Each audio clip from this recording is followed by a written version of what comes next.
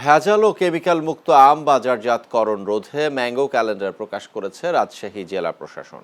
আগামী 15 মে থেকে পর্যায়ক্রমে বাজারে নামতে শুরু করবে বিভিন্ন জাতের আম। রোববার জেলা প্রশাসনের সম্মেলন কক্ষে আয়োজিত রাজশাহী জেলার সংশ্লিষ্ট অংশীদারদের নিয়ে আম পরিবহন, বাজারজাতকরণ ও সংগ্রহ বিষয়ক মতবিনিময় সভায় এ তথ্য জানান জেলা প্রশাসক কাজী শহীদুল ইসলাম। জেলা প্রশাসক জানান, সকল প্রকার গুটি আম বাজারজাত করা যাবে আগামী 15 মে। গোপালভোগ 22 মে, রানী পসন্দ 25 মে, লক্ষণভোগ 25 মে, হিমসাগর বা খিরসা 30 মে, ব্যানানা ম্যাঙ্গো বা ল্যাংড়া 10 জুন, আম্রপালি 15 জুন, ফজলি 15 জুন, বাড়ি আম 4 থেকে 5 জুলাই, আশিনা 10 জুলাই, গৌরমতি 15 জুলাই বাজারজাত করা যাবে। এছাড়া কাটিমন ও বাড়ি আম 11 সারা বছর সুবিধা মতো সময়ে বিক্রি করা যাবে।